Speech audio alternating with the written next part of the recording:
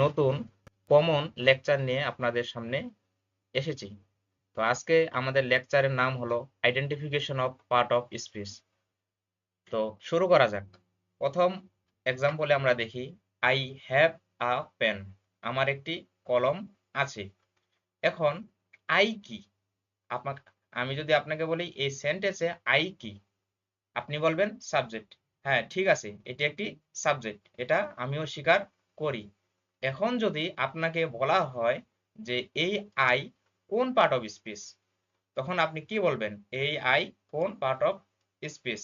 তখন আপনাকে বলার লাগবে আই একটি কি প্রোনাউন। কোন প্রোনাউন? এটি একটি প্রোনাউন। হ্যাভ কি? হ্যাভ একটি ভার্ব। ঠিক সেইভাবে এ কি? এ একটি আর্টিকেল ওয়ার্ড। আর্টিকেল আমরা সবসময় জানি আর্টিকেল কোন পার্ট অফ স্পিচের হয়? আমরা জানি আর্টিকেল সবসময় হয় অ্যাডজেক্টিভ ওয়ার্ড, তাই এ এখানে একটি অ্যাডজেক্টিভ ওয়ার্ড।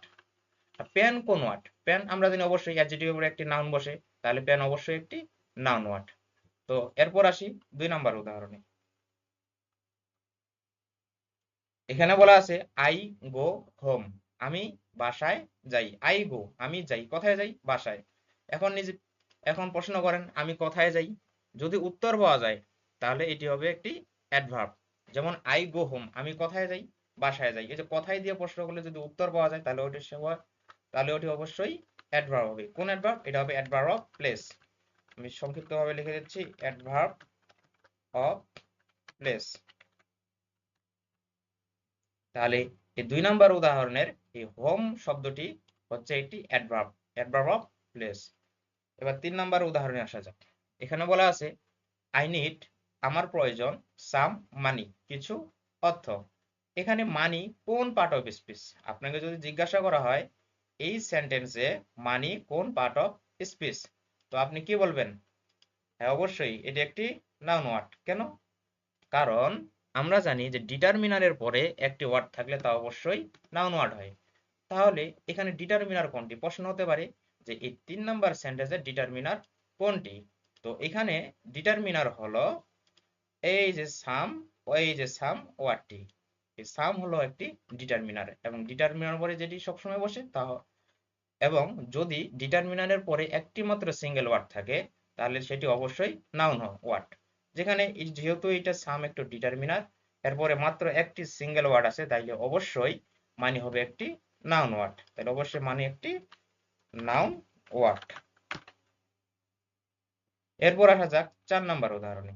এখানে বলা হয়েছে ওয়াটার দ্য গার্ডেন।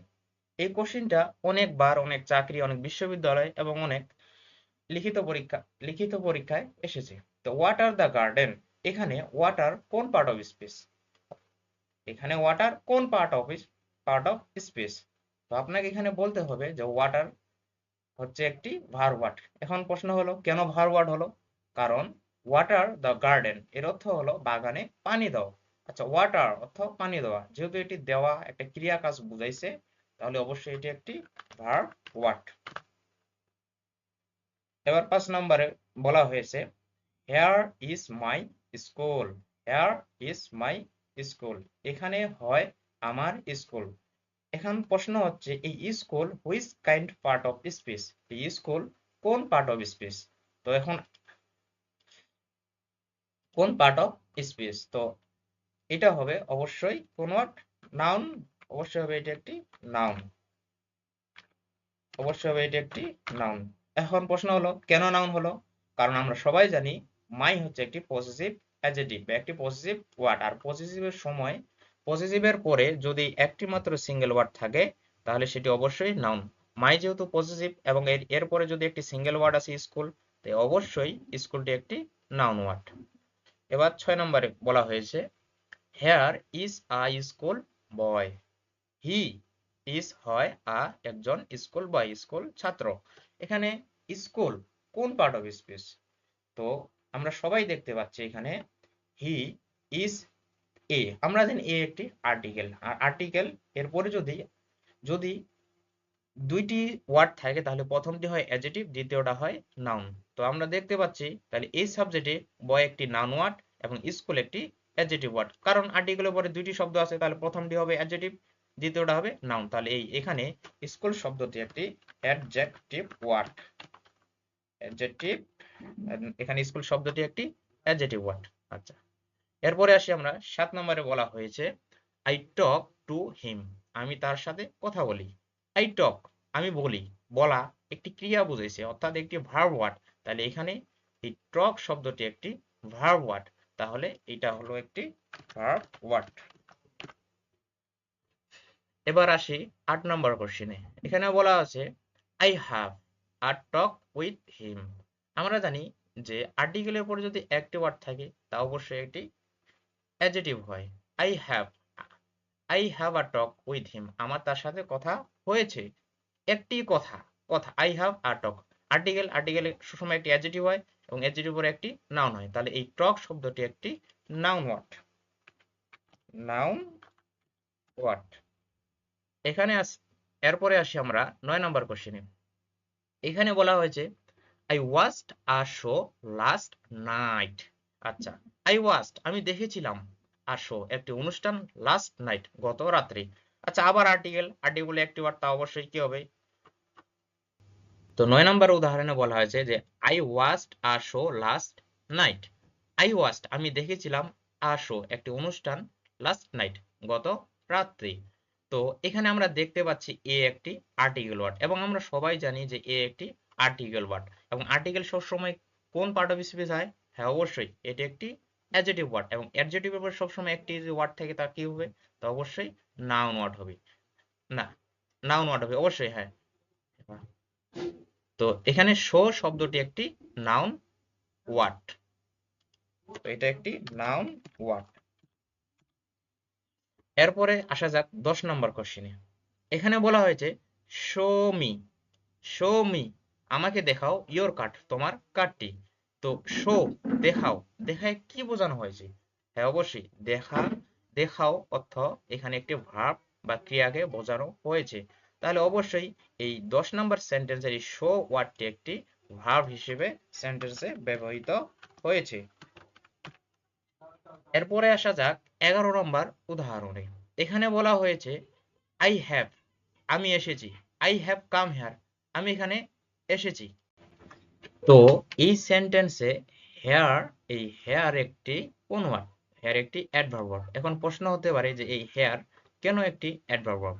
এখন আমরা এর বাংলা অর্থ করি আই হ্যাভ কাম হেয়ার আমি এখানে এসেছি। আমি এখানে এসেছি, কোথায় এসেছি যদি প্রশ্ন করি তাহলে উত্তর পাবো এখানে এসেছি। তাহলে অবশ্যই হেয়ার একটি অ্যাডভার্ব, অ্যাডভার্ব অফ প্লেস, একটি অ্যাডভার্ব। তার আগে আমরা জেনে নিই, অথবা তার আগে আমাদের জেনে নেওয়া দরকার যে অ্যাডভার্ব কখন কখন হয়। তো আমরা নিচে আসি। নিচে এখানে আছে যে বাক্যের মূল ভাবকে, এই বাক্যের মূল ভাবকে হোয়েন, হোয়ার, হোয়াই, হাউ দ্বারা প্রশ্ন করলে যে উত্তর পাওয়া যায় তাই অ্যাডভার্ব। অর্থাৎ আমরা যদি কোনো সেন্টেন্সের মূল ভাবকে বা মেন ভার্বকে যদি হোয়েন কখন, কোথায়, কেন, কিভাবে দ্বারা প্রশ্ন করি এবং যদি আমরা উত্তর পাই, সেই ওয়ার্ড পাই, তাহলে সেটি অ্যাডভার্ব। এবং এই 4টি শব্দ অর্থাৎ হোয়েন, হোয়ার, হোয়াই, হাউ, এই 4টি শব্দ সরাসরি অ্যাডভার্ব হিসেবেও কিন্তু ব্যবহৃত হয়। তাহলে আমাদের অ্যাডভার্বকে চিনতে বা আইডেন্টিফিকেশন করতে হলে আমাদেরকে এই 4টি ওয়ার্ড সুন্দরভাবে মনে রাখতে লাগবে। তো আমরা এখন এক্সাম্পলে যাই। তাহলে আমরা দেখতে পেলাম যে আই হ্যাভ কাম হেয়ার এই সেন্টেন্সে হেয়ার শব্দটি একটি অ্যাডভার্ব বা অ্যাডভার্ব অফ প্লেস, আমি সংক্ষিপ্তভাবে অ্যাডভার্ব লিখে দিলাম। এবার 12 নম্বরে আসা যাক যে I have come from here, I have come from here. এখন কথা হচ্ছে যে এই হেয়ার শব্দটি কি আবার অ্যাডভার্ব হবে? না, এই হেয়ার শব্দটি কিন্তু আবার অ্যাডভার্ব হবে না। এখন প্রশ্ন হতে পারে কেন অ্যাডভার্ব হবে না? এখন আমি বলি এই হেয়ার শব্দটি একটি নাউন ওয়ার্ড। কেন নাউন হলো? আচ্ছা, তাহলে এইখানে হেয়ার একটি, আমি বলি এটি একটি নাউন ওয়ার্ড, নাউন ওয়ার্ড। তো কেন নাউন হলো? তো আমরা সবাই জানি এ ফ্রম একটি প্রিপোজিশন হিসেবে ব্যবহৃত হয়। যেহেতু আমরা জানি যে প্রিপোজিশনের পরে যদি একটি সিঙ্গেল ওয়ার্ড থাকে তা অবশ্যই নাউন হয়। তাহলে এখানে এই হেয়ার, হেয়ার শব্দটি একটি নাউন ওয়ার্ড। এরপর আসি 13 নম্বর উদাহরণে। এখানে দেখুন যে হেয়ার, হেয়ার এর চেহারা, এর রূপ সব একই ঠিক আছে, শুধু এর অবস্থানের ভিত্তিতে এর পরিচয় এক হলো। তাহলে আমরা বুঝতে পারি যে identification of part of speech এ সবচেয়ে গুরুত্বপূর্ণ হলো পজিশন। যেমন আমি আমার বাবার সামনে আমি তার ছেলে, আমি আমার নানার সামনে আমি তার নাতি, আমি আমার বোনের সামনে আমি তার ভাই। ঠিক সেইভাবে আমার চেহারা আর ছবি সব ঠিক থাকবে, কিন্তু আমার অবস্থানের জন্য আমার পরিচয়টা হবে আলাদা। ঠিক সেইভাবে এখানেও হেয়ার, এখানেও হেয়ার, এর স্পেলিং এ কোনো ব্যতিক্রম বা ভিন্নতা দেখা যায় না, কিন্তু এর পজিশনের কারণে এর দুইটা এই হেয়ার এর অবস্থান আলাদা আলাদা হওয়ার কারণে এদের পরিচয়ও কিন্তু আলাদা আলাদা বা ভিন্ন। তো আমরা বুঝতে পারলাম যে যে পার্ট অফ স্পিচ চিহ্নিতকরণ করতে গেলে আমাদেরকে পজিশনটা অবশ্যই মনে রাখতে হবে এবং কোথায় কি আছে তা গুরুত্ব সহকারে দেখার লাগবে, কারণ পজিশনেই একটি সেন্টেন্সের পার্ট অফ স্পিচ বলে দেয়। তো আচ্ছা, যাই হোক, এবার আসা যাক 13 নম্বর উদাহরণে। এখানে বলা হয়েছে হি লিভস ইন দিনাজপুর। আচ্ছা, হি লিভস ইন, আমরা জানি ইন একটি প্রিপজিশন, আর দিনাজপুর আবার এবং প্রিপজিশনের পরে সর্বদা নাউন হয়, এবং আমরা সাধারণভাবে জানি দিনাজপুর একটি স্থানের নাম বা জায়গার নাম, তাহলে অবশ্যই একটি নাউন।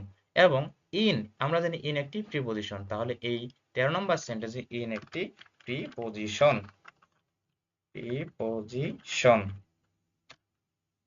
ওকে, এবার আসা যাক 14 নম্বর উদাহরণে। Go out. গো আউট, কোথায় যাও? বেরিয়ে যাও।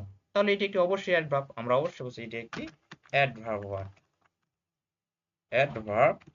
আচ্ছা, এরপর আসা যাক 15 নম্বর উদাহরণ। ঠিক সেইভাবে কাম ইন, ভিতরে আসো। আমরা যদি কোনো অফিসে যাই তখন আমরা অনুমতি নিই যে may I come in sir, তখন ভিতরে থাকা ব্যক্তি বা স্যার বলে কাম ইন, ভিতরে আসো। এখন যদি আমরা প্রশ্ন করি যে কোথায় আসো, তাহলে উত্তর পাবো কি ভিতরে আসো, তাহলে অবশ্যই এটিও একটি অ্যাডভার্ব। এটিও একটি কি অ্যাডভার্ব। এটিও একটি কি অ্যাডভার্ব। এরপর আসি আমরা 16 নম্বর উদাহরণে। আচ্ছা, এখানে বলা আছে কাম ফ্রম আউট। এখানে বলছে কাম ফ্রম আউট। তো এখানে আউট কি? এখন বলতে পারেন ভাইয়া এটাও তো একটি অ্যাডভার্ব ওয়ার্ড, কারণ এখানে যেহেতু আউট একটি অ্যাডভার্ব, তো ফ্রমও একটি অ্যাডভার্ব। কিন্তু আমি বলবো এই আউট একটি অ্যাডভার্ব ওয়ার্ড নয়, বরং আউট একটি নাউন ওয়ার্ড। এখন প্রশ্ন হতে পারে যে এটি নাউন কেন হলো? কারণ এর আগে তো আমরা দেখছি আউট একটি অ্যাডভার্ব ওয়ার্ড।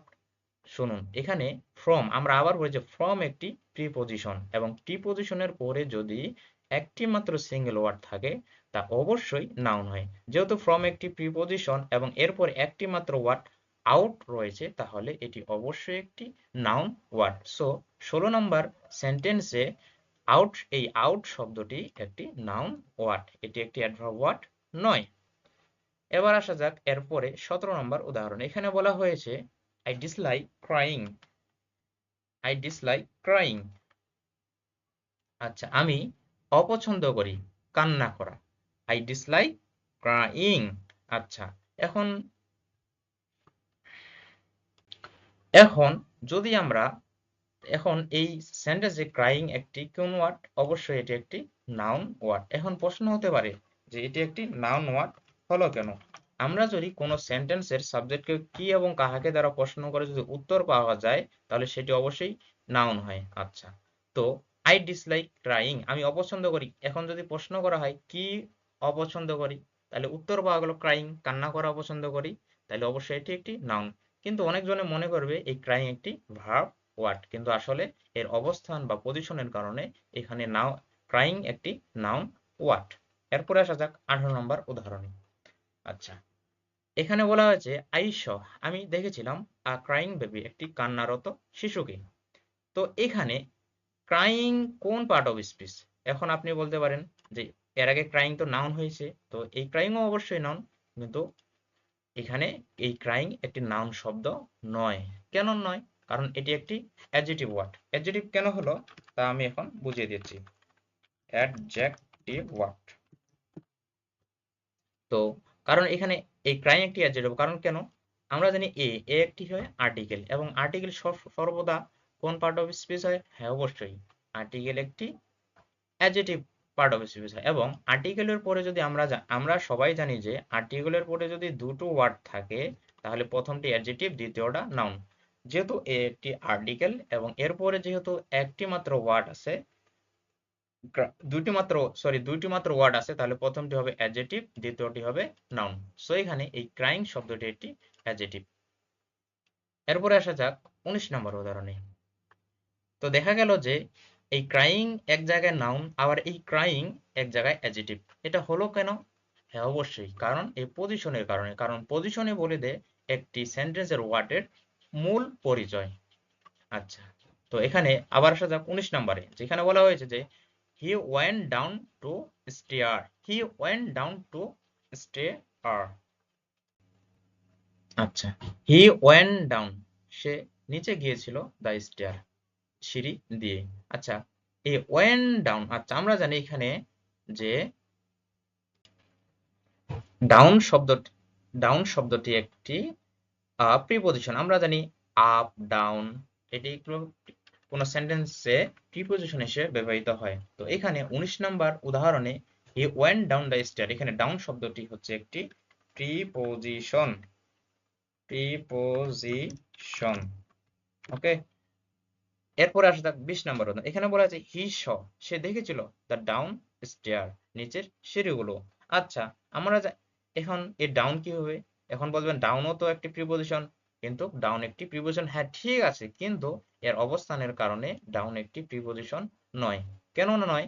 কারণ আমরা সবাই জানি যে আর্টিকেল দিয়ে একটি আর্টিকেল ওয়ার্ড, এবং আমরা সবাই জানি যে আর্টিকেলের পরে যদি দুটি ওয়ার্ড থাকে তাহলে প্রথমটি হয় অ্যাডজেক্টিভ, দ্বিতীয়টি হয় নাউন।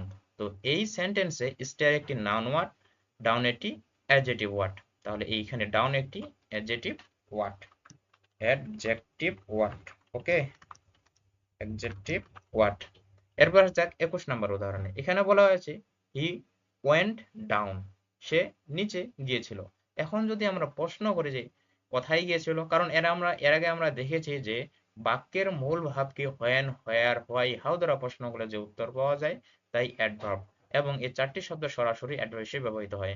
এইখানে দেখুন হোয়ার, কোথায়, কোথায়।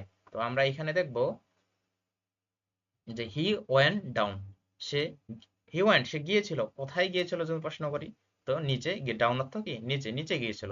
তাহলে এটি একটি অবশ্যই অ্যাডভার্ব, অ্যাডভার্ব, অ্যাডভার্ব ওয়ার্ড। এবার আসা যাক 22 নম্বর ওয়ার্ড, যে হি কেম ফ্রম, না, হি কেম, সে এসেছিল ফ্রম ডাউন, নিচ থেকে। এখন বলতে পারেন এই ডাউন কোন পার্ট অফ স্পিচ? তো এখন বলবেন ডাউন তো প্রিপজিশন হয়, অ্যাডজেক্টিভ হয়, অ্যাডভার্ব হয়, তো হবে কোনো কিছু একটা। হ্যাঁ অবশ্যই হবে কোনো কিছু, তো অবশ্যই এটি একটি নাউন ওয়ার্ড হবে। কেন নাউন ওয়ার্ড হবে? নাউন ওয়ার্ড হবে। কেন নাউন হবে? কারণ আমরা সবাই জানি ফ্রম একটি প্রিপজিশন, এবং প্রিপজিশনের পরে যদি একটি মাত্র সিঙ্গেল ওয়ার্ড থাকে তাহলে সেটি অবশ্যই নাউন ওয়ার্ড। তো এই সেন্টেন্সে ডাউন একটি নাউন ওয়ার্ড। তো আমরা দেখতে পারলাম যে একই শব্দ, একই স্পেলিং, একই চেহারার একটি শব্দ, একই গঠনের একটি শব্দ, এক এক জায়গায় এর এক এক রকম পরিচয়। এটি হলো কেন? কারণ এর পজিশনের জন্যই এর পরিচয় কিন্তু ভিন্ন হলো। ঠিক সেভাবে আমাদেরকে এর পরিচয়গুলো জানার জন্য আমাদেরকে আইডেন্টিফিকেশন করতে হবে। তো 23 নম্বরে বলা হয়েছে যে I pleased him. I pleased him, আমি অনুরোধ করেছিলাম হিম, তাকে, বাই গিভিং মানি, টাকা দিতে। আই প্লিজড, আমি অনুরোধ করেছিলাম। আচ্ছা, অনুরোধ করেছিলাম এটি একটি ভার্ব নয়, বা ক্রিয়া নয়, বা একটি কাজ নয়? হ্যাঁ অবশ্যই একটি কাজ। তাহলে এখানে প্লিজড একটি ভার্ব ওয়ার্ড, ভার্ব ওয়ার্ড। এরপরে আসা যাক 24 নম্বর উদাহরণ। এখানে বলা হয়েছে please do not make noise. Please, দয়া করে, ডু নট মেক নয়েজ, গন্ডগোল করো না। তো এটি একটি ব্যতিক্রম। এটা মনে রাখা লাগবে যে যদি কোনো সেন্টেন্সের একটি মাত্র ওয়ার্ড এই প্লিজ, অর্থাৎ আবার বলছি, মনে মনে রাখতে হবে, যদি কোনো সেন্টেন্সে একটি মাত্র ওয়ার্ড তার পুরো সেন্টেন্সটাকে মডিফাই করে বা বিশেষায়িত করে, তাহলে সেটি অবশ্যই অ্যাডভার্ব হবে। অ্যাডভার্ব, অ্যাডভার্ব হবে। তাহলে এখানে প্লিজ শব্দটি একটি অ্যাডভার্ব ওয়ার্ড। আমি আবার বলছি যে যদি কোনো সেন্টেন্সে একটি মাত্র সিঙ্গেল ওয়ার্ড তার পুরো সেন্টেন্সটাকেই মডিফাই করে, তাহলে তাহলে সেটি হবে একটি অ্যাডভার্ব ওয়ার্ড। তো এখানে প্লিজ শব্দটি একটি অ্যাডভার্ব ওয়ার্ড। এরপর আসা যাক যে হুইচ ইজ ইয়োর বুক। এই সেন্টেন্সে হুইচ কোন পার্ট অফ স্পিচ, এটা আমরা সবাই জানি, এটা অনেক সহজ যে হুইচ একটি কি হিসেবে নয়, প্রোনাউন হিসেবে ব্যবহৃত হয়। তাহলে এটি একটি প্রোনাউন, প্রোনাউন। আবার 26 নম্বরের উদাহরণে দেখা যায় যে which book do you want, কোন বইটি তুমি চাও। এখানে এখন হুইচ কোন পার্ট অফ স্পিচ যদি আপনাকে প্রশ্ন করা হয়, আপনি বলবেন এর আগেও হুইচ সামনে বসছে, এবারও সামনে বসছে, তো অবশ্যই এটিও একটি প্রোনাউন। কিন্তু আমি বলি এটি একটি প্রোনাউন না, এটি হলো একটি অ্যাডজেক্টিভ ওয়ার্ড। কেন অ্যাডজেক্টিভ ওয়ার্ড হলো, কারণ বুক, বুক অর্থ বই। আচ্ছা, এ হুইচ এটি একটি যেহেতু একটি প্রোনাউন যেহেতু এর বাহ্যিক দিক থেকে হুইচ একটি প্রোনাউন এবং বুক একটি বইয়ের নাম, বুক অর্থাৎ বই, এটি একটি নাউন। তো আমরা দেখতে পাচ্ছি এই সেন্টেন্সে আগে প্রোনাউন পরে নাউন বসছে। আমরা আমাদের একটি কথা মনে রাখতে লাগবে, যদি কোনো সেন্টেন্সে প্রথমে প্রোনাউন পরে নাউন অথবা আগে নাউন পরে প্রোনাউন বসে, তাহলে সর্বদাই প্রথমটি হয় অ্যাডজেক্টিভ এবং দ্বিতীয়টি হয় নাউন। এখানে বুক শব্দটি একটি নাউন এবং হুইচ শব্দটি একটি অ্যাডজেক্টিভ। তো আমরা দেখতে পাচ্ছি 26 নাম্বার উদাহরণে হুইচ শব্দটি একটি অ্যাডজেক্টিভ ওয়ার্ড, অ্যাডজেক্টিভ। আচ্ছা, এরপরে আছে যে he plays well. He plays well. আচ্ছা, হি প্লেস সে খেলে ওয়েল, কেমন খেলে যদি প্রশ্ন করা হয়, ভালো খেলে, তাহলে এটা অবশ্যই একটি অ্যাডভার্ব, অ্যাডভার্ব। কারণ আমরা জানি কি, কেন, কিভাবে, কোথায়, কখন দ্বারা যদি প্রশ্ন করে উত্তর পাওয়া যায়, তাহলে সেটি একটি অ্যাডভার্ব ওয়ার্ড। তো এখানে ওয়েল একটি অ্যাডভার্ব ওয়ার্ড। এবার আসা যাক 28 নম্বর উদাহরণে। এখানে বলা হয়েছে হি ইজ ওয়েল, সে হয় কি ভালো। আচ্ছা, তো ওয়েল কোন পার্ট অফ স্পিচ, তো অবশ্যই এটি একটি অ্যাডজেক্টিভ, কারণ আমরা জানি বিভাগের পরে একটি যদি ওয়ার্ড বসে, এখানে বিভাগ কি, এখানে বিভাগ হচ্ছে ইজ, এবং এরপরে যদি একটি মাত্র ওয়ার্ড বসে, তাহলে সেটি অবশ্যই একটি অ্যাডজেক্টিভ ওয়ার্ড, অ্যাডজেক্টিভ ওয়ার্ড। ওকে, এরপরে আসে দেখুন যে এখানে he plays well, he is well. এখানে ওয়েল সব ঠিক আছে, স্পেলিং সব ঠিক আছে, কিন্তু এর পজিশনের জন্য এর পরিচয়গুলো আলাদা। এক জায়গায় হলো অ্যাডভার্ব, এক জায়গায় হলো অ্যাডজেক্টিভ। তো এজন্য পজিশন খুব খুব ইম্পর্টেন্ট বা ভেরি ভেরি ইম্পর্টেন্ট। এরপরে আছে 29 নম্বর উদাহরণে দেখা যাক। এখানে বলছে যে does she meet with her husband, সে কি তার স্বামীর সাথে সাক্ষাৎ করেছে। এটা একটা ইন্টারোগেটিভ সেন্টেন্স। তো এখানে হাজব্যান্ড কোন পার্ট অফ স্পিচ যদি আপনাকে প্রশ্ন করা হয়, আপনি অনায়াসে বলবেন যে আপনি নয়, বা অনেকে বলবে হাজব্যান্ড, স্বামী, এটা একটি নাউন ওয়ার্ড। কিন্তু হ্যাঁ, অবশ্যই এটি একটি নাউন ওয়ার্ড। কেন নাউন ওয়ার্ড হলো, কারণ আমরা জানি পজিটিভ, এটা হলো একটি পজিটিভ ওয়ার্ড, এবং এই পজিটিভের উপর সর্বদা যদি একটি ওয়ার্ড বসে, তা অবশ্যই নাউন হয় অবশ্যই। তাহলে এটি একটি নাউন ওয়ার্ড।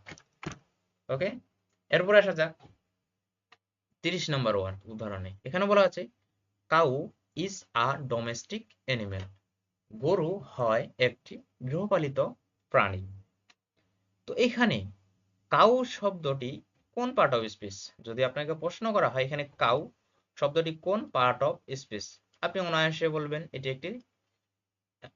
একটি নাউন। হ্যাঁ, অবশ্যই এটি একটি নাউন, এবং এটি সাবজেক্ট হিসেবে ব্যবহৃত হয়েছে, এবং সাবজেক্ট হিসেবে অবশ্যই নাউনেই বেশিরভাগ ব্যবহৃত হয়। এজন্য এটি একটি নাউন, নাউন ওয়ার্ড। এরপরে আসা যাক 31 নম্বর উদাহরণে। এখানে বলা হয়েছে we should not cow him at night. এর অর্থ হলো উই শুড নট, আমাদের উচিত নয়, কাউ ভয় দেখানো, হিম তাকে, এট নাইট রাত্রে। তো আমাদের উচিত নয় তাকে ভয় দেখানো। এখানে এই কাউ শব্দের অর্থ হচ্ছে ভয়, এই কাউ শব্দের অর্থ হচ্ছে ভয়, ভয় দেখানো, হিম এট নাইট রাত্রে। তো ভয় দেখানো এটি একটি নাউন, এটি একটি প্রোনাউন না, এটি নাউনও না, প্রোনাউন না, এটি একটি কোন ওয়ার্ড, ভার্ব ওয়ার্ড। তাহলে কাউ অর্থাৎ ভয় দেখানো, অর্থাৎ এটি একটি ভার্ব ওয়ার্ড। এরপরে আসা যাক যে dog is a faithful animal, কুকুর হয় একটি প্রভুভক্ত প্রাণী। আচ্ছা, ডগ, এই ডগ অবশ্যই আবার দেখুন এই 30 নম্বর উদাহরণটার মতো এটিও একটি সাবজেক্ট হিসেবে একটি নাউন বসছে। অবশ্যই, তাহলে এটিও একটি নাউন ওয়ার্ড। আবার এরপরে আসা যাক যে ডগ টু দা থিফ, এটি মানে কি? ডগ টু দা থিফ এর অর্থ হচ্ছে চোরের পিছনে নাও বা চোরকে ধাওয়া করো বা চোরের পিছনে পিছনে যাও, এর অর্থ হচ্ছে এটা। ডগ টু দা থিফ, চোরের পিছনে পিছনে যাও, যাওয়া, এটি কোন পার্ট অফ স্পিচ? অবশ্যই এটি একটি ক্রিয়া অর্থাৎ কাজ, অর্থাৎ ভার্ব ওয়ার্ড। তাহলে এখানে এই ডগ শব্দটি একটি ভার্ব ওয়ার্ড, ভার্ব ওয়ার্ড। তো এই একই শব্দ ডগ এক সেন্টেন্সে হয়েছে নাউন, আরেক সেন্টেন্সে হলো ভার্ব। কেন হলো? কারণ এর পজিশনের কারণে, এর পজিশনের ভিন্নতার কারণে এদের পরিচয় হলো ভিন্ন। আমি আগেই বলেছি, আমি যদি আমার বাবার সামনে যাই তাহলে আমি তার ছেলে, আমি আমার নানার সাথে গেলে আমি তার নাতি, আমি আমার বোনের সামনে গেলে আমি তার ভাই হব। ঠিক সেইভাবে একটি সেন্টেন্সে এর পজিশনে বলে দেয় তার আসল পরিচয় কি। এবার আসা যাক 34 নম্বর উদাহরণ, যে হি ইজ পুর, সে হয় কি? গরিব। মানে ইজ আবার একটি বিভার্ব, এবং বিভার্বের পরে যদি একটি মাত্র ওয়ার্ড থাকে তা অবশ্যই অ্যাডজেক্টিভ হয়। তো আমরা দেখতে পাচ্ছি ইজ একটি বিভার্ব, এরপরে একটি মাত্র শব্দ আছে পুর, তো অবশ্যই এটি একটি অ্যাডজেক্টিভ ওয়ার্ড, অ্যাডজেক্টিভ ওয়ার্ড। এবং আজকের ক্লাসের সর্বশেষ যেটা কোশ্চেন, এটা এখানে বলা হয়েছে the poor are neglected in the society. The poor, গরিবেরা। আমরা জানি দ্য পুর এটি একটি প্লুরাল ওয়ার্ড। কেন? এর ভার্বটাও প্লুরাল। তাছাড়াও এর অর্থ হচ্ছে দ্য পুর, গরিবেরা, দ্য স্টুডেন্ট, ছাত্ররা, দ্য পিপল, মানুষেরা। এভাবেই এটি একটি প্লুরাল ওয়ার্ড, এজন্য এখানে আর হয়েছে। এখানে পুর শব্দটি কোন পার্ট অফ স্পিচ যদি বলা হয়, তাহলে গরিবেরা, দ্য স্টুডেন্ট, ছাত্ররা অবশ্যই কোনো একটি নামকে বোঝাইছে, তাহলে অবশ্যই এই পুর শব্দটি একটি নাউন ওয়ার্ড। এই পুর শব্দটি একটি নাউন ওয়ার্ড। তো আজকের 35টি প্রশ্ন এখানেই। তো একটি কথা আবার বারবার বলি যে এই অ্যাডভার্বকে চিনতে হলে আমাদেরকে অবশ্যই এই কথাগুলো অবশ্যই মনে রাখতে হবে এবং বুঝতে লাগবে যে বাক্যে, আমি আবারও বলি যে বাক্যের মূল ভাবকে when, কখন, কোথায়, কেন, কিভাবে দ্বারা প্রশ্ন করলে যে উত্তর পাওয়া যায়, এবং এই 4টি শব্দ সরাসরি অ্যাডভার্ব হিসেবে ব্যবহৃত হয়।